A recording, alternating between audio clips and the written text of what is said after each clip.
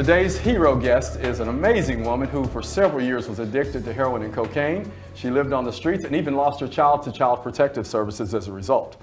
Today, however, she is a respected leader in her company, a keynote speaker, and mentor. And most importantly, she's an amazing and dedicated mother. She's living proof that it's never too late and no one is ever too lost to turn tragedy into triumph. Please welcome Chelsea Galyon. Hey, Chelsea. Hey, Scott. Thanks for having me. Thanks for coming. Yeah. So, man, just when I met you, it was like, okay, so here's this woman that comes into our office, right? And she's dressed nicely, and she's professional. She's the leader of the company. The two owners that introduced you, they kind of sat back and let you take the wheel. I'm like, wow, okay. I'm thinking that she's the owner or the VP of operations or something. And she's very important in the company, but immediately the point is that you had, it was obvious how highly respected that you were. And it was very interesting and enlightening, and for me it was inspirational to learn more about you. And you know, when I gave you the book and you told me that we got a lot in common, I started thinking about how could we have anything in common? As rugged as I'm not, just to admit. This little purebred white girl up here talking about we got a lot in common.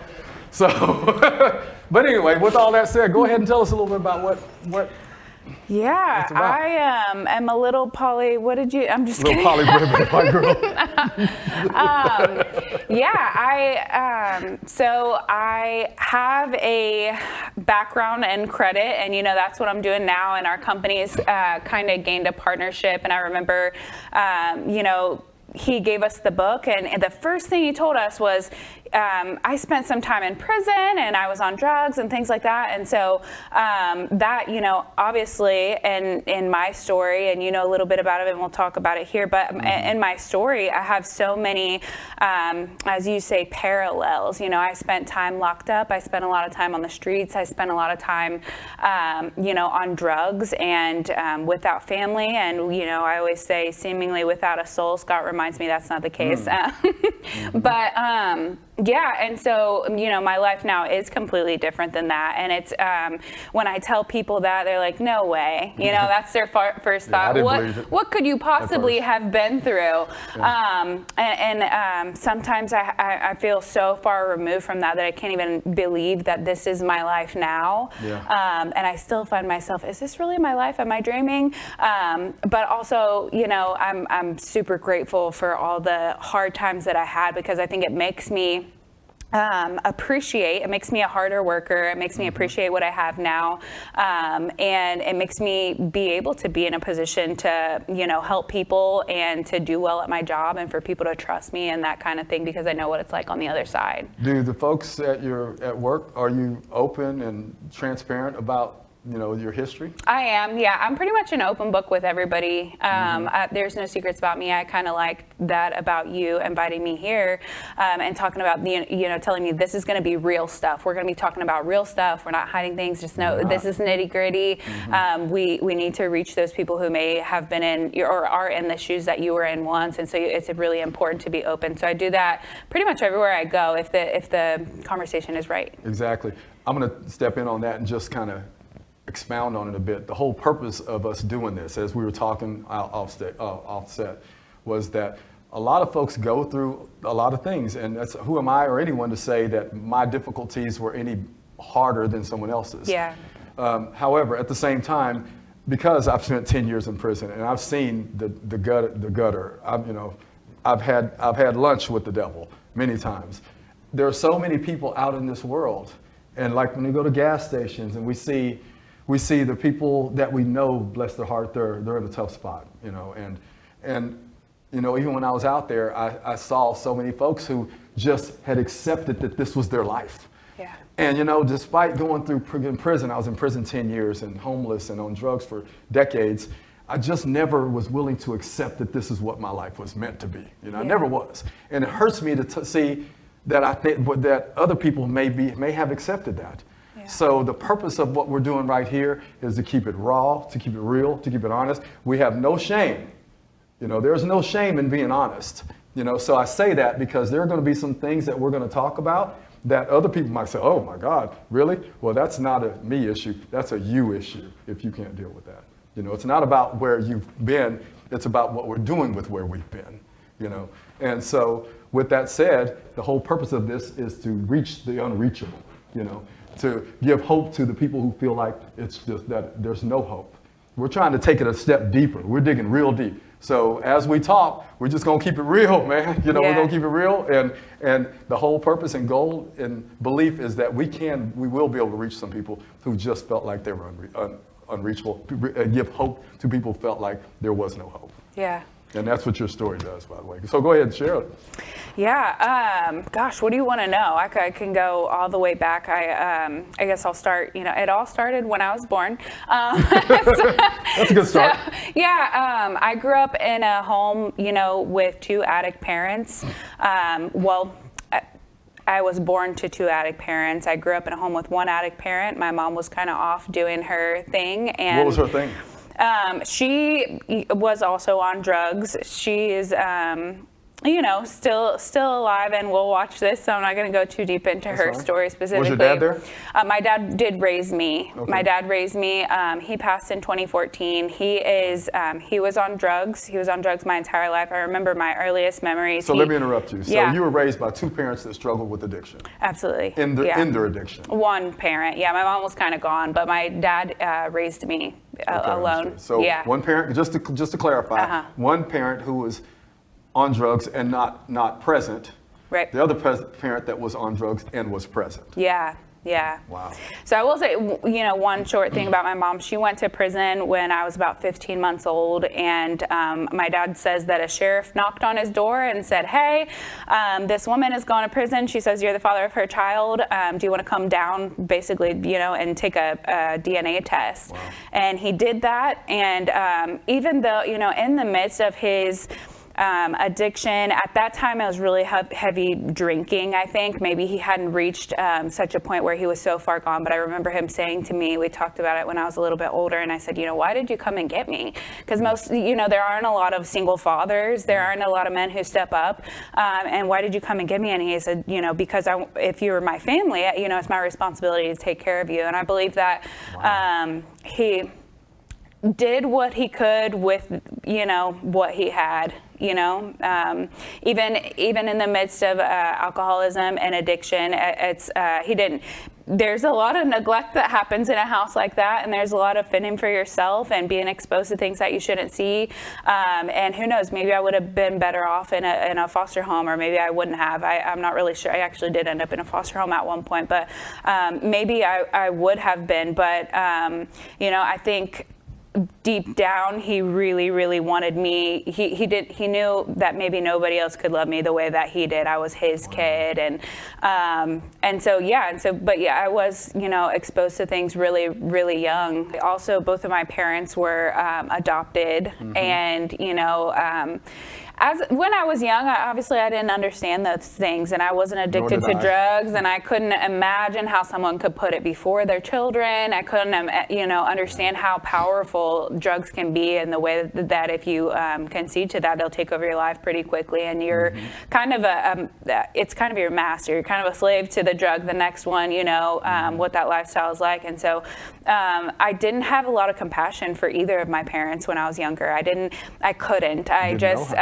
How dare you? What about me? Have this kid, you know, how am I going to eat? Why can't you come to my, you know, recital? Why can't I do the things that other kids are doing? What why were are the we so reasons poor? for not going? Sorry to interrupt you. What were the reasons? Did they tell you why or explain to you? Or yeah, no, those weren't really actual questions that I was asking, you know, just as a kid, kind of wondering why I was different. Why am I in a different situation? And I did grow up in a pretty poor neighborhood, so it wasn't too crazy to have other friends with addict parents or that were being raised by their grandparents, or, you know, it still felt like my situation was a little bit worse all the time, though. You know, it just kind of felt like that. It was, I'm in this one parent household. My dad can't come to any of my things. I can't, I sometimes can't even go to the things that I need to.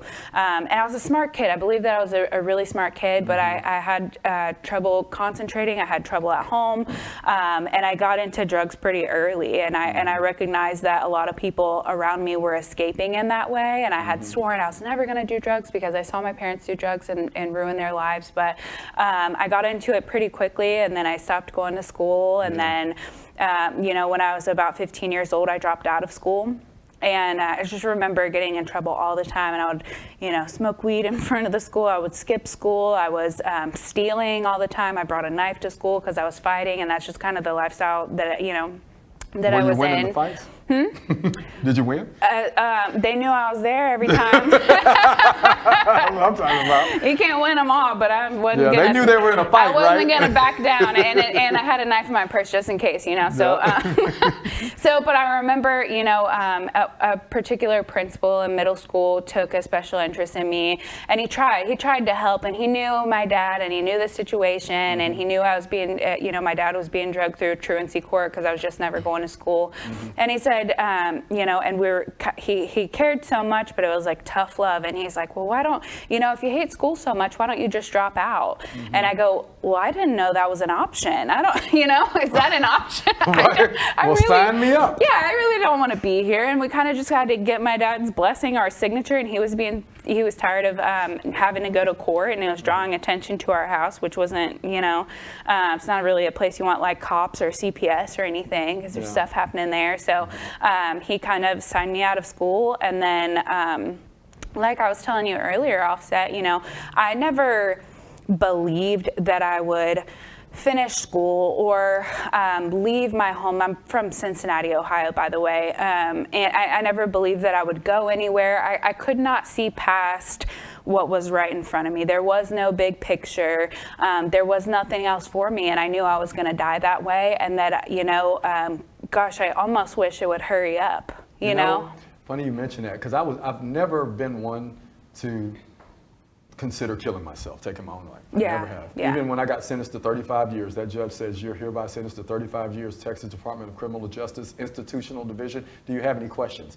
I looked over at my lawyer and said, did he just say 35 years? 35 years, shit. But even then I didn't consider it. But what I did consider, I just considered to go out getting high.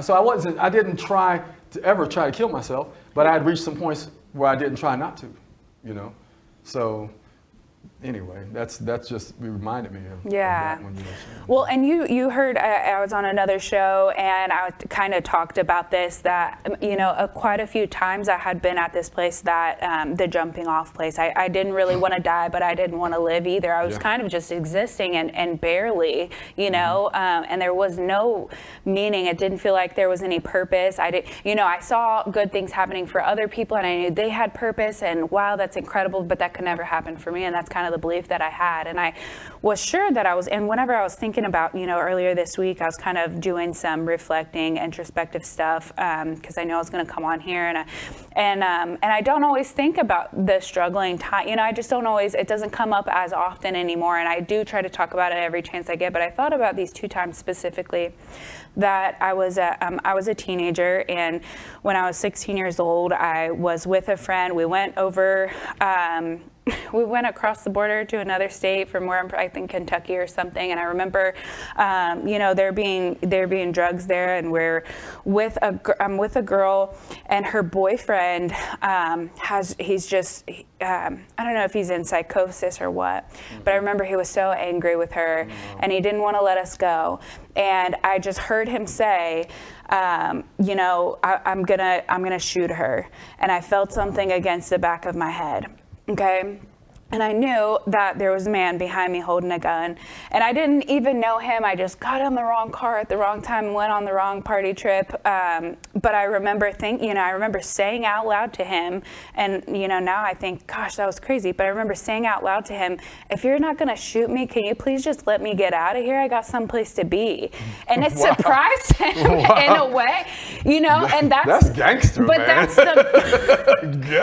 That's the mindset I had in general going through life, like, hey, I got somewhere to be if you are going to do it or not, because that's kind of impressive, actually. Is it? I'm I think about it now, and I'm like, dang, what if he could have shot me right in the head? Yeah. But I think he was so surprised with it too. I would have been.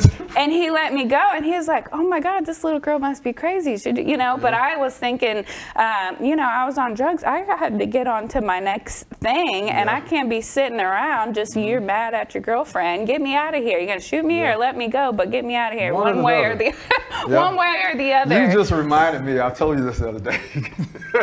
So again, we're keeping it real. Yeah. So to that point, when I was out using, now mind this is in the heyday, my philosophy, you know where I'm going, I think. My philosophy was, I'm either going to get high, I'm going to jail. Yeah. I'm not going to sit around tonight waiting no on time No, for this crazy. either I'm going to go steal something. I didn't hurt anybody physically. I did not believe in hurting or sexually doing anything. But if there was a car to be stolen or something that I can sneak in, steal a bicycle or something, I'm going to do that. I'm not going to sit around and just wait on somebody to give me a hit or crack or something. But that was the mindset I think we're describing. That's what it's like. That's that mindset that folks like us had back then, man.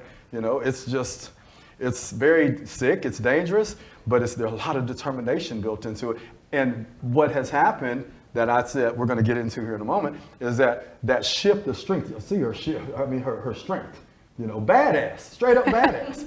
And to turn that way of thinking into being a badass for good, if you can do that and we can live and we can show folks that it's other women, men who have that mentality that's that deep and that in their minds that far gone to see what can become of that. So let's talk about what started happening for the transformation. Yeah, wow. And when did that happen and how did it happen? What triggered it? Yeah, so I went to rehab in 2017, and I just did that because I had spent some time in jail. Let me step back a little bit. I was living with my daughter's father. It was not a good situation. We were both on drugs. He was, selling drugs. We lived together. He, we fought all the time. It was a domestic violence situation. I had a little girl with me. She was about 1.5 years old. And I went to jail for domestic violence, 2 counts in one night from 2 separate people. I only lived with one person. So, I went to jail. I spent time in jail. And I remember, really, really, really being worried about my daughter taken from me. She was taken from me. I wasn't sure where she was going to go. I had been in a foster home. Same situation as my dad. I knew no one could love her better than me. And even if I was a bit dysfunctional, she needs to be with me because who knows who she's going to end up with. And I remember just talking to the women in jail, and they were saying, go to rehab, it will look really good to your judge. So let me ask you, what happened when you got to that moment? What was it that triggered it and made you come to the point that, okay, I'm truly done? And kind of help us understand what that was, and then followed up with where you're at now. Whenever I, was doing this introspective work on myself, and I was really getting close to my higher power, which I had never had. And I think my personal belief is that is what a lot of the times people are lacking. And I started to gain a relationship with my higher power and really relying on that versus my egotistical self, thinking that I always know what's best for me. So I started really leaning into that. And I remember the people told me, people around me, if you don't focus on that, then when you get out of here, you're going to have all the same problems and you're going to handle them in the exact same way that you've always been handling them. Nothing changes if nothing changes. That's right. And so I really, for some reason, and I maybe heard that 100 times before that, but for some reason that really, really resonated with me. And I thought, why not? It's been a long time. I've been going down this road and I haven't ever given it a real effort to stop. And what if this can work for me? And what if I can be, what if I am not different than everybody or a unique case, And so I really leaned into that. And things started changing little by slow. Things were changing, and miracles were happening left and right for me. And I couldn't really put my finger on where it was coming from, but I just knew that everything was going to be okay. And there was a certain calm, a certain peace that came over me during that time. And I started taking risks and what kind of risks? Getting in situations with people that I normally wouldn't be in. People who were doing better than me, who could, mentor risks. me. Good risk, yeah. Okay, let's clarify that. Yeah. Leaps of faith, whatever you want to call it. It was to me, it was risky business because I didn't feel I You were deserved outside to of be. your comfort zone. Yeah, and I didn't feel I deserved to be in certain rooms with certain people, But and you that did. just wasn't true. It wasn't true. That just was a lie that I had been telling myself that was kind of ingrained in me based on what I thought maybe I deserved or what my life was going to be like. So I started getting into some rooms with some different people who were doing better than me that could show me the way and taking little steps. My life today is, it's incredible. Yeah, we got about a minute left, so take that minute and tell us where you're at right now. Gosh, sorry. Put you on the spot. Yeah. My life is great. I'm full time, but I've got my daughter back, and she's with me all the time. We're inseparable.